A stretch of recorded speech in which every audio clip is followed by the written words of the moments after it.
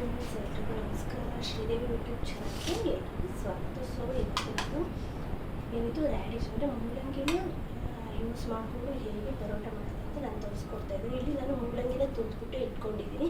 ಒಂದು 5ರಿಂದ 6 ಮೂಲಂಗಿ ತೊಗೊಂಡಿದ್ದೀನಿ.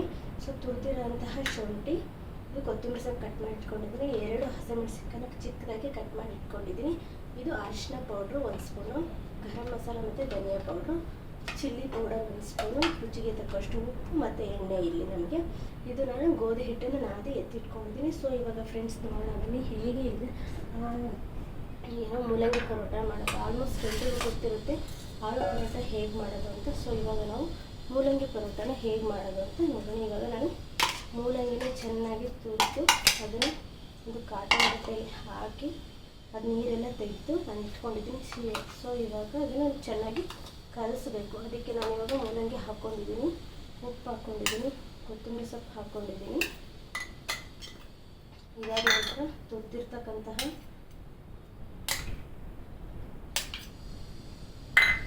ಹಸಿ ಶುಂಠಿನ ಹಾಕ್ಕೊಂಡಿದ್ದೀನಿ, ಆಮೇಲೆ ಹಸಿಮೆಣಸಿನ್ಕಾಯಿ.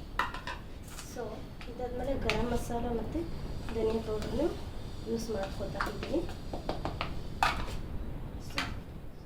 1 ಸ್ಪೂನ್ ಅರಿಶಿನ ಪುಡಿ ಹಾಕ್ಕೊಳ್ತಾ ಇದ್ದೀನಿ.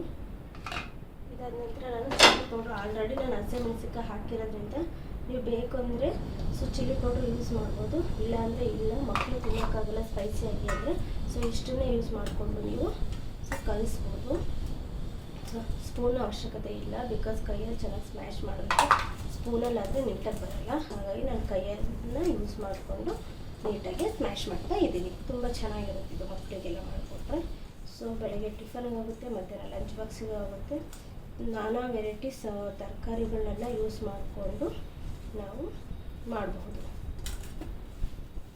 ತುಂಬ ಟೇಸ್ಟಿಯಾಗೂ ಚೆನ್ನಾಗಿರುತ್ತೆ.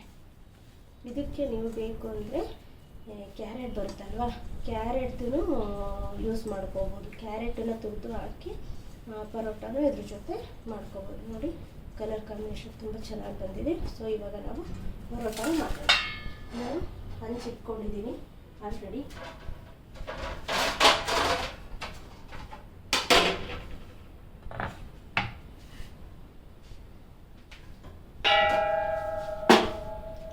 ಸೊ ನೀವು ಇದು ತುಪ್ಪ ಮತ್ತು ಬೆಣ್ಣೆ ಇಲ್ಲ ಅಂದರೆ ಬೇರೆ ಏನು ಬೇಕಾದರೂ ಯೂಸ್ ಮಾಡ್ಬೋದು. ಇದು ಚಪಾತಿ ಹಿಟ್ಟನ್ನು ಏಕೆಂದರೆ ಬೇಯಿಸ್ಕೊಳ್ಳೋದಕ್ಕೆ, ಪರೋಟ ಬೇಯಿಸ್ಕೊಳ್ಳೋದಕ್ಕೆ ಏನು ಬೇಕಾದರೂ ಯೂಸ್ ಮಾಡಿಕೊಂಡು ನಾನು ಒಂದಿಷ್ಟು ಹಿಟ್ಟು ತೊಗೊಂಡಿದ್ದೀನಿ. ಚೆನ್ನಾಗಿ ನೋಡಿ ಡಫ್ ಆಗಿದೆ, ಮೆತ್ತಗೆ ತುಂಬ ಸ್ಮೂತಾಗಿ ತುಂಬ ಚೆನ್ನಾಗಿದೆ. ಸೊ ಎಣ್ಣೆನಾದರೂ ಯೂಸ್ ಮಾಡ್ಬೋದು ನೀವು, ಹಿಟ್ಟು ಹಾಕ್ಕೊಂಡಾದ್ರೂ ನೀವು ಯೂಸ್ ಮಾಡ್ಬೋದು. ಓಕೆ, ಸೊ ನಾನು ಇವಾಗ ಸ್ವಲ್ಪ ಚೆನ್ನಾಗಿದು ಮಾಡ್ಕೊತೀನಿ. ಸ್ವಲ್ಪ ಮಾಡಿಕೊಂಡು ಇವಾಗ ನಾವು ಮಾಡಿರ್ತಕ್ಕಂತಹ ಮೂಲಂಗಿ ತುರಿನ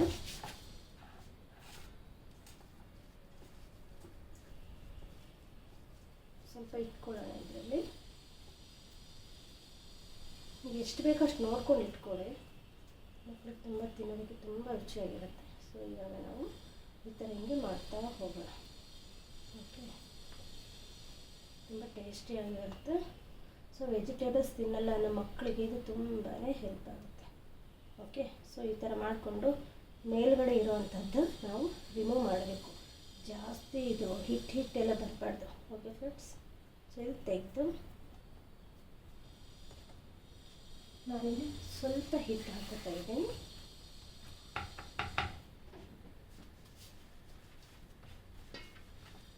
ಇದನ್ನು ನೀವು ಪರೋಟನ ಬೇಯಿಸ್ಲಿಕ್ಕೆ ಇದನ್ನು ಯೂಸ್ ಮಾಡ್ಬೋದು. ಏನೋ ಬೆಣ್ಣೆ, ತುಪ್ಪ, ಆಮೇಲೆ ಆಯಿಲ್ ಏನು ಬೇಕಾದ್ರೂ ಯೂಸ್ ಮಾಡ್ಬೋದು. ನಾನು ಸ್ವಲ್ಪ ಆಯಿಲ್ ಯೂಸ್ ಮಾಡ್ತಾ ಇದ್ದೀನಿ.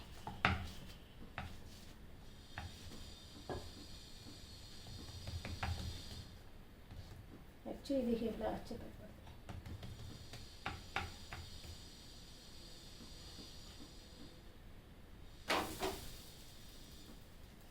ಸೊ ನಾನು ಇನ್ನೊಂದು ತೋರಿಸ್ತಾ ಇದ್ದೀನಿ.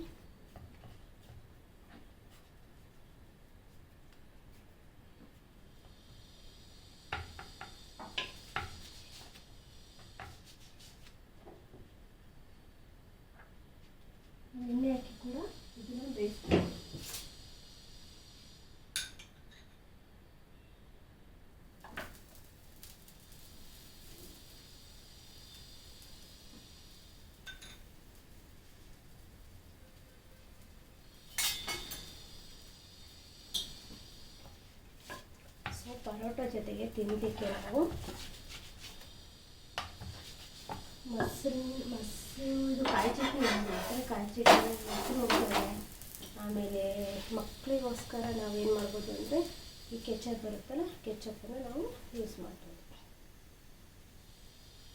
ತುಂಬ ಟೇಸ್ಟಿಯಾಗಿರುತ್ತೆ, ತುಂಬ ಚೆನ್ನಾಗೂ ಇರುತ್ತೆ.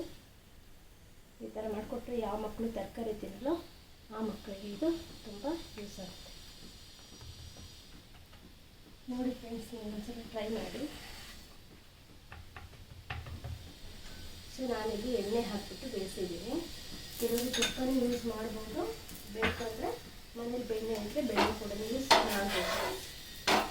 ಯಾವುದು ಯೂಸ್ ಮಾಡಿದ್ರು ಓಕೆ.